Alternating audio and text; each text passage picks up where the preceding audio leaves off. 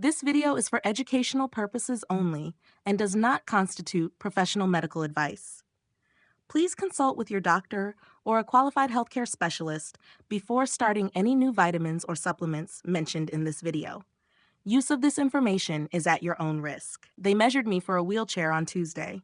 My doctor said my cartilage was gone, and at 64, I'd never walk without support again. I was terrified. Desperate, I ignored the pills and drank this specific natural blend instead. What happened to my joints in just 30 days made the surgeon drop his clipboard in shock.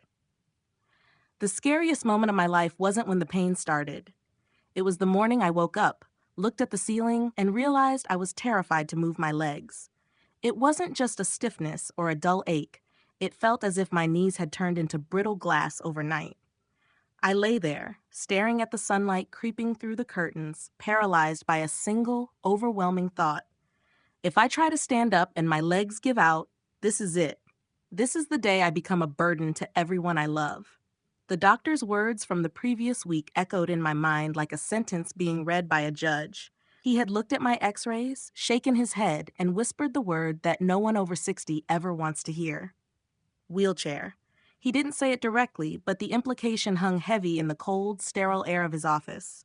He spoke of degeneration, of bone grinding on bone, of a future where walking would be a memory rather than a daily reality. I was drowning in fear, convinced that my independence was slipping away like sand through an hourglass. Welcome to ElderFit Nutrition. It's a pleasure to have you with us today. If what I just described sends a shiver down your spine, or if you see a reflection of your own mornings in my story, then you are exactly where you need to be. We are building a community here for those who refuse to let age dictate their mobility. So please, take a moment to hit that subscribe button. Support our channel so we can continue to bring you the vital information that could change your life, just as it changed mine. Back then, I felt like a prisoner in my own body. The journey from my bed to the bathroom felt less like a morning routine and more like a tactical military operation. I had to mentally prepare for every single step. I would grip the edge of the mattress, my knuckles turning white, and heave myself up, waiting for that sharp electric shock of pain to shoot through my knees. And it always did. It was a searing reminder that my body was failing me. The stairs in my house, once just a way to get to the kitchen, had transformed into a treacherous mountain. I found myself clinging to the banister with both hands, sweating, breathing hard, counting every step, terrified that my knee would buckle and send me tumbling down. The humiliation was worse than the physical pain.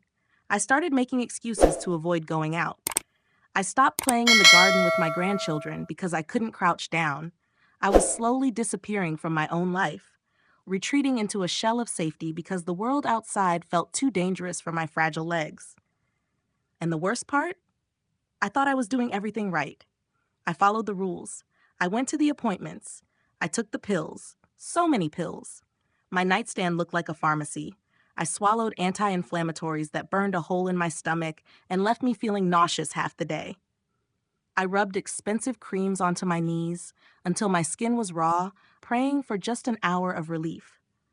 I even endured the painful injections that promised to lubricate my joints, only to find the pain returning with a vengeance a week later. It felt like I was trying to fix a crumbling dam with a piece of tape. These weren't solutions, they were masks. They were hiding the problem while my joints continued to rot from the inside out. I felt cheated. I felt angry. I asked myself over and over, is this it? Is this what the rest of my life looks like? Just managing pain until I can't walk at all? There is a specific kind of desperation that comes when you realize the experts don't have the answers you need. You start to wonder if your body is simply broken beyond repair. But what I didn't know then, lying in that bed, paralyzed by fear, was that I was looking for answers in all the wrong places. I was trying to silence the pain, but I wasn't listening to what my body was screaming for. I was starving my joints of the very things they needed to rebuild. I was preparing for the end, unaware that a simple, natural beginning was hiding in plain sight, waiting for me to discover it. Before we move on to the discovery that saved my legs, I want you to pause and think deeply about your own journey with pain. I want to hear from you in the comments below. Which statement do you believe is true about your body? A. Pain is a natural part of aging that I must learn to accept and live with. B. Pain is a warning signal from my body telling me that something is missing and needs to be fixed. Type A or B in the comments right now. Your answer might just reveal the first step toward your own healing. It was on a Tuesday afternoon, sitting on my porch and watching the world move without me, that the trajectory of my life shifted. I was nursing a cup of tea, trying to ignore the throbbing ache in my knees, when I saw my neighbor, Thomas, walking up the street. Now, you have to understand, just a few months prior, Thomas was in the exact same boat as me. We used to exchange sympathetic nods across the fence, two men defeated by their own joints, both leaning heavily on canes, both moving with that distinctive pained shuffle of the elderly. But on this particular Tuesday, the cane was gone. He wasn't shuffling, he was striding. He was carrying 2 heavy bags of groceries, climbing his front steps with a rhythm and ease that seemed impossible for a man of his age. It was as if I was watching a magic trick. I couldn't help myself. I called out to him, half in disbelief and half in envy, asking which surgeon he had finally seen or what miracle drug the doctors had put him on. He laughed, a genuine, hearty sound, and told me he hadn't seen a doctor in months. He didn't hand me a prescription bottle or the card of a physical therapist. Instead, he pulled a scrap of paper from his pocket and wrote down a few simple ingredients. He told me it was a recipe he had stumbled upon, a natural blend that focused on feeding the joints rather than numbing them. He spoke with such conviction, his eyes bright with the energy of someone who had reclaimed their freedom. He placed that piece of paper in my hand and said, "Just try it. You have nothing to lose but the pain." I took the list inside and set it on the kitchen counter, staring at it with a heavy dose of skepticism. Prunes? Oats? Coconut milk? I felt a wave of disappointment wash over me. It seemed almost insulting. I was fighting a war against my own skeleton, battling degenerative conditions that medical professionals told me were irreversible. And here was a list that looked more like a breakfast menu than a medical cure. How could simple food fix what powerful pharmaceuticals had failed to touch? I was cynical. We are conditioned to believe that complex problems require complex, expensive solutions. We are taught to trust the pill bottle and the white coat, not the grocery aisle. For 3 days, I left that paper untouched, convinced it was nothing more than snake oil, a false hope for desperate old fools. But the pain has a way of wearing down your pride. The turning point didn't come from a place of hope. It came from a place of exhaustion. It came after another sleepless night where my knees throbbed with every heartbeat and another morning where standing up felt like climbing a mountain. I looked at the painkillers on my nightstand, the ones that were ruining my stomach and fogging my brain, and then I looked at that crumpled piece of paper on the counter. I realized I had reached the bottom of the barrel. I had tried the smart way, the expensive way, the medical way, and I was still broken. I was still terrified of the wheelchair.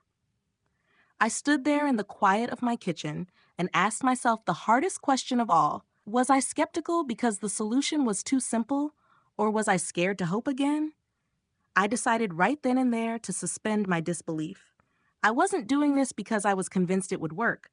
I was doing it because I had run out of other options. I grabbed my keys, drove to the store, and bought the ingredients. It was a surrender. I told myself I would give it a chance, not for a day, but for a real trial.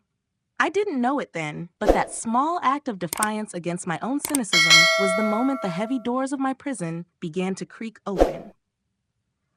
I was about to discover that sometimes nature holds the answers that science is still trying to understand. What I discovered in that simple list was not just a random assortment of groceries. It was a strategic blueprint for rebuilding a body that time had tried to dismantle. It wasn't magic. It was biology. The first ingredient, prunes, was perhaps the most surprising. Like many people, I had always dismissed them as nothing more than a digestive aid for the elderly. But for our aging skeletons, they are actually black gold. They are packed with boron and vitamin K, 2 critical nutrients that act like armor for your bones. When you are over 60, the silent thief isn't just pain. It is the loss of bone density that turns a minor stumble into a life-changing fracture. Prunes stop that thief at the door, preserving the structural integrity of the very legs that carry you. Then came the oats. I used to think of oatmeal as just a bland, comforting breakfast, but in this specific combination, it plays a much more aggressive role. It is about the beta-glucan. Think of the swelling in your knees as a fire that is constantly burning, making every movement hot and tender. The beta-glucan in oats acts like water dousing those flames, systematically reducing the systemic inflammation that causes that stiffness. It clears the path for movement, turning a body that feels like a rigid cage into one that can bend and flex again. But the real secret to lubrication lies in the coconut milk. I had always avoided it because of the fat content, not realizing that my joints were starving for exactly these kinds of healthy fats. It is rich in potassium and magnesium, the essential electrolytes that our muscles scream for when they cramp and tighten around painful joints. It works like oil on a rusty hinge, seeping into the tight spaces and loosening the tension that pulls at your knees. It hydrates the tissues from the inside out, providing a creamy, light, nutrient-dense vehicle that delivers relief directly to where it is needed most. Finally, the cornerstone of this entire remedy is hydrolyzed collagen powder. If your joints are the door hinges, collagen is the rubber stopper that keeps them from slamming together. As we age, our natural collagen production plummets, leaving us with bone grinding against bone. That is the sharp, shocking pain that stops you in your tracks. Adding collagen back into the system is like patching the holes in a sinking ship. It provides the raw building blocks to repair cartilage and restore the cushion that years of wear and tear have stripped away. It isn't about masking the friction. It is about rebuilding the buffer that allows you to glide through your day rather than grind through it. When these four ingredients, prunes, oats, coconut milk, and collagen, collide in one glass, they don't just feed you, they reconstruct you. Here is the truth that no one wants to tell you about natural healing. It is boring. It is repetitive. It is not a lightning bolt of relief that strikes you the moment you swallow the first sip. If you are looking for a magic potion that fixes decades of wear and tear overnight, this is not it. The secret ingredient wasn't just the collagen or the prunes. It was the relentless consistency. I made a pact with myself to drink this blend every single morning on an empty stomach, before my coffee, before my breakfast, before the day could distract me. The body needs that specific window of time to absorb the nutrients without interference, to let them seep into the bloodstream and get to work on the inflammation. The first week tested my patience. I woke up, drank the mixture, and waited for a miracle that didn't come. My knees still ached, my back was still stiff. The doubt crept back in, whispering that I was wasting my time. But I remembered Thomas walking up that hill, so I kept going. By day 7, the change was so subtle I almost missed it. It wasn't that the pain was gone. It was just quieter. The sharp, stabbing sensation I usually felt when swinging my legs out of bed had dulled to a manageable ache. It was a whisper of progress, but it was enough. The real breakthrough arrived in the second week. I remember standing at the top of the stairs, gripping the banister out of habit, bracing myself for the usual ordeal. I took the first step, then the second. I waited for the catch, the grind, the flinch, but it never came. I walked down the entire flight of stairs with a fluidity I hadn't felt in 10 years. It felt like someone had greased the rusty hinges of a gate. The heavy, leaden feeling in my legs had evaporated, replaced by a strange, wonderful lightness. I wasn't just moving, I was gliding. The fear that had dictated my every move, the fear of falling, of buckling, of being stranded, began to dissolve. I realized I wasn't just fixing my knees. I was dismantling the mental prison I had built around myself. I was reclaiming the simple, profound joy of trusting my own body again. You are standing at a crossroads right now, and the path you choose will define the next decade of your life. One path leads to a future where your world shrinks, where you become a spectator in your own home, watching life pass by from a chair you cannot leave without help. It is a path paved with regret, where every misstep and every ignored ache brings you closer to that terrifying moment when a bone snaps and your independence is shattered forever. But there is another path. It is the one where you reclaim your dignity, where you wake up without fear, and where you walk into your golden years with the strength to carry your own weight and the vitality to chase after your grandchildren. You deserve that future. You have earned the right to live without the constant, nagging threat of your own fragility hanging over you. Do not let skepticism become the reason you lose your mobility. The cost of inaction at our age is too high to pay. It is not just about avoiding pain, it is about preserving your freedom. Imagine the look on your family's faces when they see you walking confidently again, not as a burden they need to care for, but as the strong, capable person they have always known. That transformation starts with a simple decision you make in your kitchen tomorrow morning. It starts with a commitment to treat your body not as a broken machine, but as a vessel that can heal if given the right tools. I want you to make that pact with yourself today. Do not just watch this video and move on. Take action. Go to the comments section right now and write, "I will protect my legs." Let that be your promise to yourself and to this community that you are done accepting pain as your destiny. Share this message with a friend or a loved one who is silently suffering, because no one should have to face the fear of losing their mobility alone. We are in this together, fighting for a future where we stand tall. Start blending, start drinking, and take back the life that belongs to you. As we come to the end of this video, I want you to close your eyes for just a second and visualize the version of yourself you want to be a year from now. Not the version that is shrinking away from the world, afraid of every uneven sidewalk or flight of stairs. I want you to see the version that says yes to family trips, yes to gardening, and yes to life. That version exists. It is waiting for you to make the choice to step out of the shadow of your pain. We often treat our bodies like old cars that are destined for the scrap heap, assuming that once the parts start to wear out, the journey is over. But you are not a machine. You are a living, breathing miracle capable of regeneration. The pain you feel today is not a final verdict. It is a request for help. It is your body begging for the nutrients it has been denied. By choosing to nourish yourself with this simple, natural remedy, you are answering that call with kindness instead of suppression. The most profound lesson I learned from my own recovery wasn't about the ingredients themselves. It was about the power of agency. When you rely solely on pills to mask the pain, you are handing over control of your health to a bottle. You become passive, waiting for relief that is temporary at best. But when you take charge of your nutrition, when you actively participate in your own healing process every morning, you reclaim your power. You stop being a victim of your age and start becoming the architect of your longevity.